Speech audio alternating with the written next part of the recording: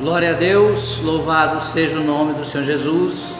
Vamos dar início então com a pregação dessa noite, com a mensagem preparada pelo nosso bom Deus para a nossa edificação, para nosso ensino, para nos abençoar nessa noite. Nós damos graças ao nosso bom Deus que nos reuniu no amor de Cristo. Louvado seja o nome do Senhor Jesus Cristo. E nós estamos aqui para adorar a Deus, para orar ao Senhor, para buscar a face dEle e também a sua mão, e também para aprender um pouco mais daquilo que o nosso Deus, através do Espírito Santo, do Espírito do próprio Deus, irá ministrar aos nossos corações nesse momento, em nome do Senhor Jesus e para a glória do nome do nosso bom Deus. Pai, nós te pedimos, fala conosco, abra o nosso entendimento, traga iluminação, entendimento, discernimento, revelação de tudo que será dito, tudo que será ministrado, ó Deus, especialmente no íntimo dos nossos seres, dos nossos corações, meu Deus, de forma personalizada, individualizada, meu Deus, para que cada um dos presentes e também daqueles que vão ver depois a mensagem através da internet sejam ministrados conforme a sua vontade para cada um, conforme a necessidade de cada um e para a glória do seu nome. Em nome do Senhor Jesus, nós pedimos, agradecemos, amém e graças a Deus. Vamos iniciar lendo o texto que está em Mateus, Evangelho segundo Mateus, São Mateus, no capítulo 11, versos 28 a 30. Nos declara assim o nosso Deus na sua palavra, em Mateus capítulo 11, versos 28, 29 e 30. Vinde a mim, todos os que estáis cansados de carregar suas pesadas cargas, e eu vos darei descanso. Tomai vosso lugar em minha canga, e aprendei de mim, porque sou amável e humilde de coração, e assim achareis descanso para as vossas almas. Pois meu jugo é bom e minha carga é leve. Pois meu jugo é bom e minha carga é leve. Louvado seja o nome do Senhor Jesus. Então aqui o Senhor Jesus estava exortando aos seus discípulos sobre a importância de crer, de confiar nele e também na mensagem que ele estava transmitindo, anunciando, o Evangelho como nós conhecemos hoje, as boas novas. E ali nesses versículos que nós lemos, ele orienta, ele instrui, ele aconselha, não só aos seus discípulos ali naquele momento em que ele estava presente entre eles, mas hoje a sua palavra o representa. Então ele está aqui hoje, falando para mim, falando para você, falando para nós essas palavras. Nós vamos repetir Mateus 28 a 30 do capítulo 11. Vinde a mim, todos os que estáis cansados de carregar suas pesadas cargas, e eu vos darei descanso. Tomai vosso lugar na minha canga e aprendei de mim, porque sou amável e humilde de coração, e assim achareis descanso para as vossas almas. Pois meu jugo é bom e minha carga é leve. Louvado seja o nome do Senhor Jesus. Então o Senhor Jesus nos convida você, convida a mim hoje, para que nós façamos como Ele está orientando, sigamos o seu conselho, a sua orientação, a sua oferta que Ele faz a você, a mim, a nós, nesse momento e por todo o transcurso das nossas vidas. Vinde a mim todos os que estáis cansados de carregar suas pesadas cargas. Então o Senhor Jesus em outra situação, Ele também fala que nós temos que tomar a nossa cruz e segui-lo. E o que significa tomar a cruz? Exatamente equivalente a isso que ele está falando agora, carregar as nossas cargas. Ou seja, nós temos sim, que carregar cargas. Quais cargas, pastor Luiz Henrique? As cargas que nos sobrevêm devido às circunstâncias da vida, especialmente desse mundo corrompido, contaminado pela maldade decorrente do pecado. Então nós temos dificuldade, até mesmo em relação ao nosso próprio coração, porque muitas vezes o nosso coração ele não está totalmente limpo, ele não está totalmente puro. A nossa mente, o nosso entendimento, a nossa compreensão de tudo que diz respeito à vida de uma maneira geral, e em particular à luz das Escrituras Sagradas, onde Deus tem uma maneira que Ele estabeleceu para mim, para você, para nós, a maneira que é a melhor maneira, a boa maneira de nós vivermos para sermos por Ele abençoados, e nós não compreendemos. E aí, se não compreendemos, vivemos como nós pensamos, como nós achamos, como nós aprendemos, quem sabe dos nossos pais ou de outras pessoas. E aí vamos tendo resultados que nós não gostaríamos, resultados que nos entristecem.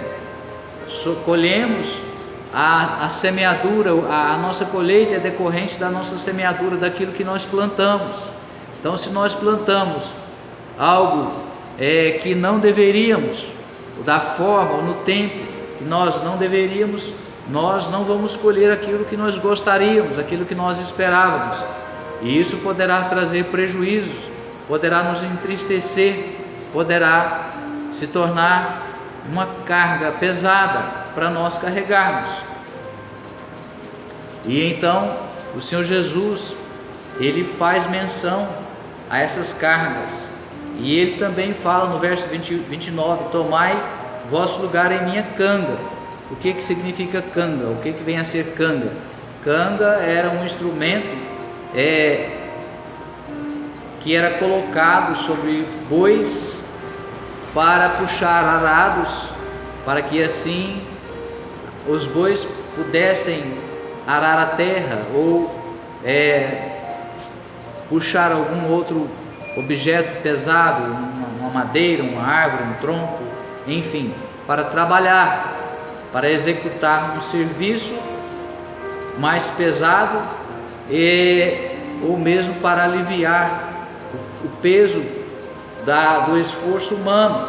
Então, aquilo que um homem ou vários homens poderiam fazer ao longo de um dia de trabalho, por exemplo, arando uma terra, preparando uma terra para o plantio, uma canga de bois, com 2 bois, quem sabe 4 ou até 6 bois, poderiam executar, desempenhar aquele trabalho com muito melhor resultado, com mais eficiência. Quem sabe aquilo que os homens levariam uma semana para fazer, os bois fariam em uma semana. Então é como nós temos as máquinas hoje, os tratores, enfim, é claro que comparativamente hoje nós temos muito melhores resultados com os maquinários, mas só para você entender a comparação entre o trabalho humano braçal do próprio homem e o trabalho ali dos bois puxando as cangas. Então era um objeto de madeira colocado sobre a cabeça, o pescoço dos ombros, entre a cabeça e o tronco, os membros superiores, ou as patas dianteiras, melhor dizendo, no caso dos animais, e eles ali então, presos a cordas ou a correntes, eles puxavam. E essa canga, ela poderia até mesmo ser utilizada para um único animal, mas normalmente utilizavam-se 2 animais ou mais, aos pares. E nós então temos essa passagem onde o Senhor Jesus nos fala para nós que nós podemos lançar sobre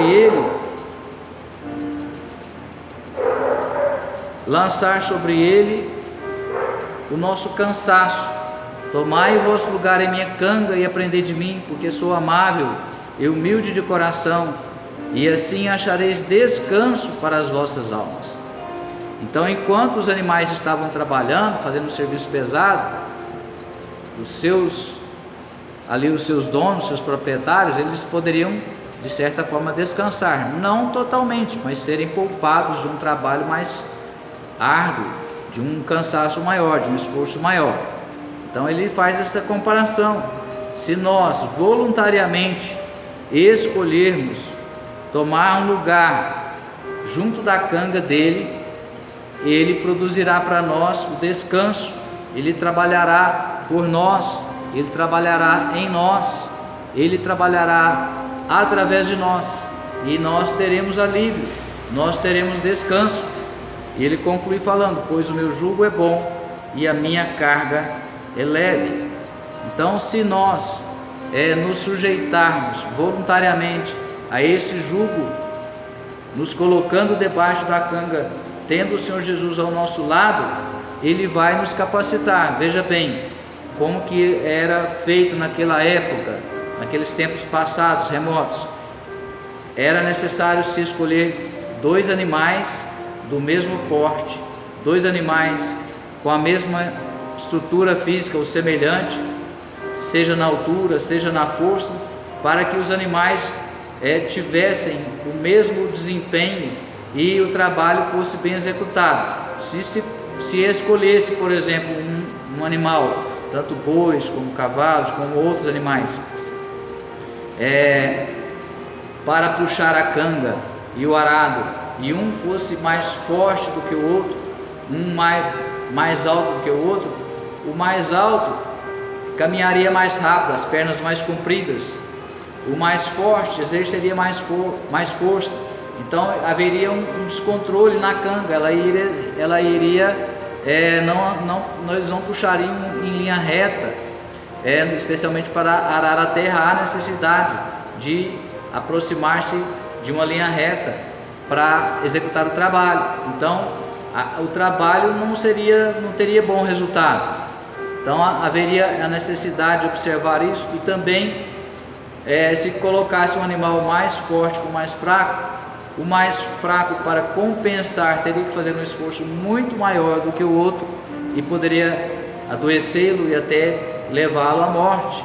Então o Senhor Jesus fala: olha, se você se colocar numa canga comigo, eu não vou exigir de você um esforço além daquilo que você consegue fazer no momento, mas eu vou te capacitando para que mais adiante, ao longo do tempo, você consiga desempenhar um trabalho mais eficiente, você tenha condições de realizar mais do que você está fazendo hoje. O Senhor Jesus, ele é tão bom que ele oferece essa condição para nós, e ele vai fazer a maior parte do esforço, porque ele diz assim: olha, achareis descanso, e assim achareis descanso para as vossas almas. Então aí ele não está se referindo somente a uma condição física, de esforço físico, mas ele está falando de alma, ou seja, de pensamentos, de sentimentos, de emoções, de vontade, de tudo que compõe, tudo que corresponde ao que está na alma do homem, os seus anseios, as suas vontades, os seus desejos, as suas expectativas. Ele então vai nos dar uma condição de nós vivermos bem, de termos paz, de desfrutarmos de cada momento, de cada dia, sem nos entristecermos, sem desesperarmos, sem perdermos a paz, sem esmorecermos, sem desanimarmos. É claro que pode vir um princípio de desânimo, pode vir um desapontamento, é claro, isso faz parte da nossa vida humana. A vida humana, ela é composta de relacionamentos. O mais importante de todos os relacionamentos é o nosso relacionamento com Deus, com a Trindade, Pai, Filho e Espírito Santo. E não existe possibilidade de um homem viver de maneira normal, de ser uma pessoa normal, uma pessoa sã, ter a sua consciência, lucidez de compreensão, de entendimento, e se desenvolver como um ser humano, como uma pessoa, como um homem, como uma mulher, sem se relacionar com os seus iguais, com os demais homens, mulheres.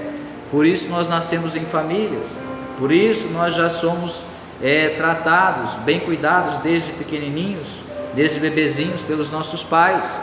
Nós somos cuidados, protegidos e ensinados a viver em comunhão uns com os outros. Amém? Então nós precisamos aprender a nos relacionar, e todos os relacionamentos que nós vamos desenvolvendo ao longo das nossas vidas trarão algum tipo de dissabor. Quando os pais corrigem os filhos pequenos, eles se entristecem, uns choram, outros, quem sabe, esperneiam, enfim, tem as suas reações, porque a criança não quer ser corrigida, e o adulto muito menos. E nós também não gostamos de ser corrigidos, especialmente por Deus, e muito menos pelas pessoas. Mas toda correção que vem de Deus, quando Deus está no negócio, como nós dizemos, ela é necessária para nós, portanto ela será boa para nós. Basta que nós busquemos de Deus a condição de aceitar a correção, de reconhecer o erro, de buscar o aprendizado, o que nós precisamos aprender através daquela correção que Deus está dispensando a nós.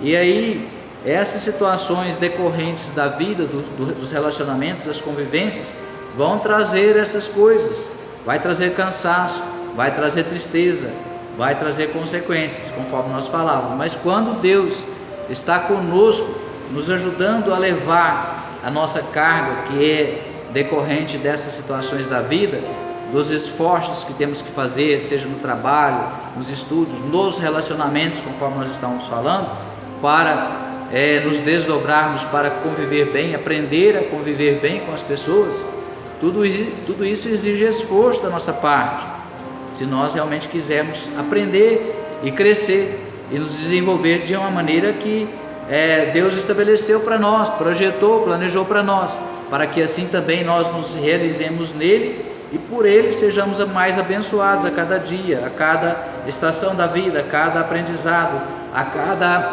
aprovação que nós recebemos dele, após sermos aprovados por ele. Amém? E aí vem a recompensa, é claro. Glória a Deus por isso. Então nós teremos essa condição de descansar as nossas almas, nos colocando debaixo desse jugo que ele oferece para nós. Então, se nós estivermos nele, estivermos entrelaçados com ele, estivermos caminhando com ele e ele conosco, ele irá nos dar essa condição, irá trazer o refrigério para as nossas almas no momento que nós precisarmos, irá nos consolar, irá nos fortalecer. Se vier alguma enfermidade, ele irá nos curar. Louvado seja o nome do Senhor. Então, em tudo ele estará conosco, mas para que ele haja assim conosco, nos trate assim, faça todas essas coisas para nós, nos abençoe dessa forma, nós precisamos caminhar com ele. Não andarão dois juntos se não estiverem de acordo, se não entrarem em acordo. E como que nós temos que fazer para estar em acordo com o nosso Senhor? Nós temos que nos sujeitar às suas instruções, às suas leis, aos seus mandamentos, viver de acordo com os seus princípios, com os seus valores, buscando compreender bem qual é a vontade dele em tudo para nós e para todos os homens, e procurarmos, nos esforçarmos, nos dedicarmos para aprender a viver de acordo com aquilo que ele estabelece para nós. Amém? Então é dessa forma que ele participará conosco. Agora, se eu quero escolher como eu vou viver, não, eu vou viver assim. Dia de domingo eu vou na igreja, passo lá o tempo do culto, e o resto da semana eu escolho o que eu vou fazer do meu tempo, eu decido como que eu vou me relacionar com as pessoas, eu escolho com quem eu vou conversar, com quem eu não vou, eu escolho como que eu vou tratar as pessoas. Um eu trato bem, outro eu trato mal, outro eu desprezo. Misericórdia. Enfim, aí a pessoa não está colocando em prática aquilo que nós temos aprendido de Deus por meio da sua palavra. Então, logicamente que você não terá a companhia de Deus, logicamente que você está voluntariamente espontaneamente saindo de debaixo da canga do Senhor Jesus.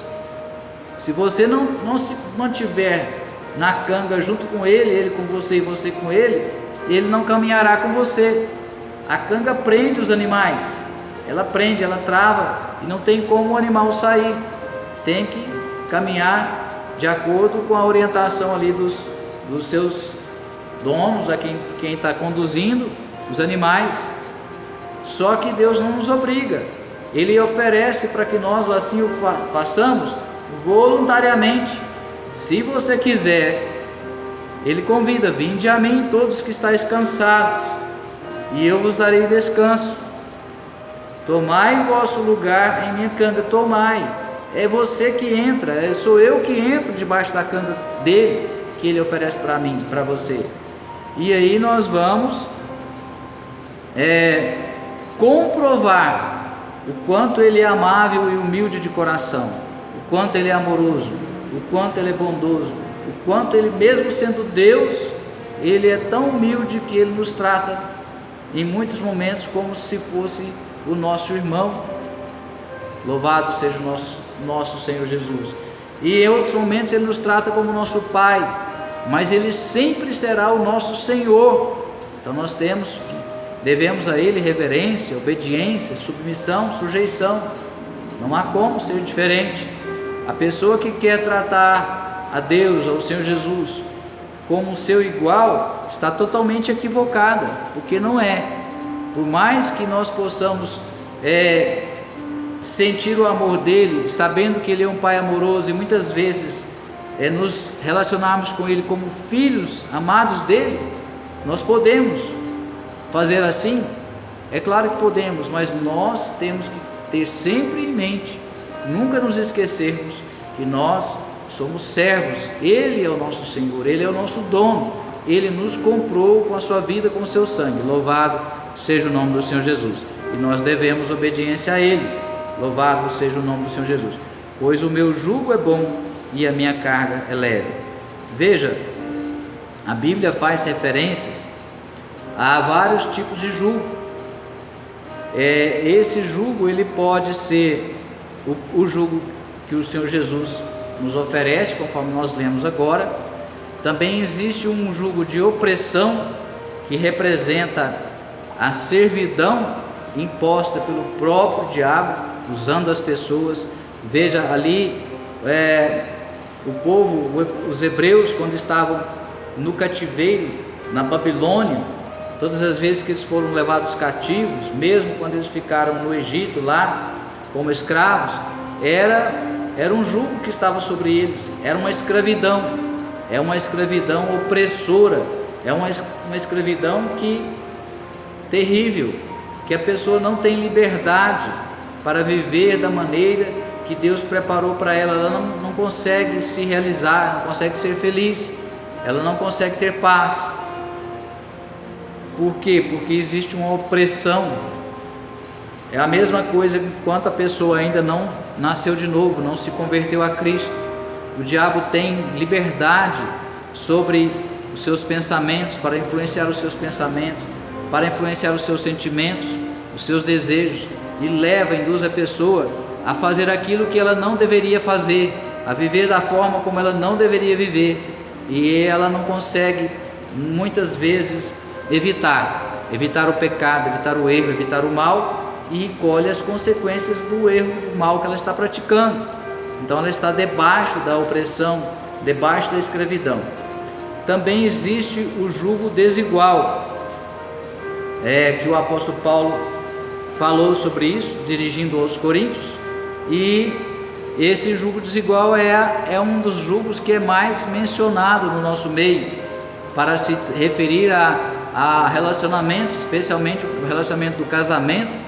Mas esse jugo desigual, ele pode acontecer em qualquer tipo de relacionamento, em qualquer categoria de relacionamento, em qualquer nível de relacionamento. É claro que nós iremos sentir mais quando estamos sob um jugo desigual, na medida em que nós estivermos tendo que fazer um maior esforço, sofrendo mais. E quanto mais intimidade nós temos nos nossos relacionamentos, mais dificuldade, mais sofrimento, mais tristeza, mais peso nós sofreremos, por causa exatamente do grau maior de intimidade que nós temos. Quanto mais nós amamos as pessoas, mais, se o relacionamento não for bom, mais nós sofremos. Veja o que o apóstolo Paulo disse, né, na sua carta direcionada aos Coríntios, e hoje ela é válida para nós, para mim, para você. Vamos ler aqui os versos 14 e 15 de 2 Coríntios capítulo 6, nos diz assim o nosso Deus na sua palavra, em 2 Coríntios 6, 14 e 15: jamais vos coloqueis em julgo desigual com os descrentes, pois o que há de comum entre a justiça e a injustiça? Ou que comunhão pode ter a luz com as trevas? Que harmonia entre Cristo e Belial? Que parceria pode se estabelecer entre o crente e o incrédulo? Então não tem como nós nos relacionarmos com a pessoa que não professa da mesma fé, não tem os mesmos objetivos de vida, não quer viver da maneira semelhante àquela que nós escolhemos viver, em obediência a Cristo, andando retamente, procurando andar em justiça, vivendo por fé, caminhando nesse caminho, o caminho da verdade, o caminho da vida, o caminho da salvação. A pessoa quer satisfazer a sua própria vontade, as suas próprias vontades, da sua natureza carnal, contaminada pelo pecado. Então não tem como você conviver intimamente com tal pessoa ou com tais pessoas. A luz não combina com as trevas, Cristo não combina com o Belial ou com o próprio diabo. Não tem como, não temos como andar juntos, não temos como entrar em acordo. Para entrar em acordo com essas pessoas, você terá que deixar de ser crente, a não ser que ela realmente se converta, o que não é uma coisa assim tão simples, e que pode acontecer ou não, que pode demorar ou não, ou um pouco tempo, ou muito tempo, ou nunca acontecer. Então nós não podemos voluntariamente nos associarmos com tais pessoas. Não é que eu não posso conviver com elas. Por exemplo, eu trabalho no meu emprego, tem muitas pessoas lá, a maioria das pessoas lá não comungam da mesma fé que eu, então eu não posso simplesmente maltratá-los ou desprezá-los por isso. Eu preciso conviver bem com eles na medida do possível, mas ali é um ambiente de trabalho. Eu não preciso entrar em conversas particulares ou assuntos que não convém. Por exemplo, eu preciso ser luz ali e não me submeter aos pensamentos, às conversas, às vontades deles. É assim que nós temos que conviver com as pessoas. Se o ambiente é de festa, festa do mundo, eu tenho que evitar. Porque se eu for ali, eu vou acabar me contaminando, ou eu vou acabar dando mau testemunho, maltratando as pessoas. Enfim, tudo nós temos que orar e buscar de Deus as escolhas, as decisões que nós devemos fazer. Ainda no verso 16 diz assim: e que acordo pode existir entre o templo de Deus e os ídolos? Porquanto somos santuário do Deus vivo, como declarou o próprio Senhor: habitarei neles e entre eles caminharei, serei o seu Deus e eles serão o meu povo. Louvado seja o nome do Senhor Jesus. Então nós temos que cuidar até mesmo do nosso próprio corpo. Temos que cuidar do espírito, da alma e do corpo, com a ajuda de Deus, é claro. Mas nós não podemos nos contaminar com as coisas impuras, com as coisas imundas, com as coisas profanas, porque senão Deus se afasta de nós. Para que Ele esteja em nós, nós precisamos tratar do nosso ser integralmente, corpo, alma e espírito, como um templo para a morada dEle, para que assim Ele esteja em nós. Amém? Louvado seja o nome do Senhor Jesus. Vamos ler ainda os 17 e 18 para concluir essa leitura. Portanto, saí do meio deles e separai-vos, diz o Senhor, e não toqueis em nada que seja impuro, e eu vos receberei. Serei para vós pais, e sereis para mim filhos e filhas, diz o Senhor Todo-Poderoso. Louvado seja o nome do Senhor Jesus. Então, se nós quisermos ser tratados pelo nosso Deus como o nosso Pai, nós precisamos ser puros, ser santos, separados para Ele, consagrados a Ele. Amém? Louvado seja o nome do Senhor Jesus. Vamos ler ainda em 2 Coríntios 7, verso 1. Amados, visto que temos essas promessas, quais promessas? Todas elas. Purifiquemos de tudo o que possa contaminar o corpo e por conseguinte a alma, aperfeiçoando a santidade no temor de Deus. Amém? Louvado seja o nome do Senhor Jesus. Então, nós temos que ter esse entendimento e escolhermos como nós queremos viver. Se nós quisermos viver em submissão, em sujeição à vontade de Deus, nós por Ele seremos muitíssimo abençoados. Mas não tem como caminhar dois juntos. Amós 3,3: ora, duas pessoas poderão caminhar lado a lado, se não estiverem de acordo? Jamais, não vai dar certo. Então, se você está escolhendo alguém para se relacionar, para namorar, para casar, para fazer um negócio, você tem que examinar bem o comportamento da pessoa, procurar saber o caráter da pessoa, orar a Deus para que Deus fale com você.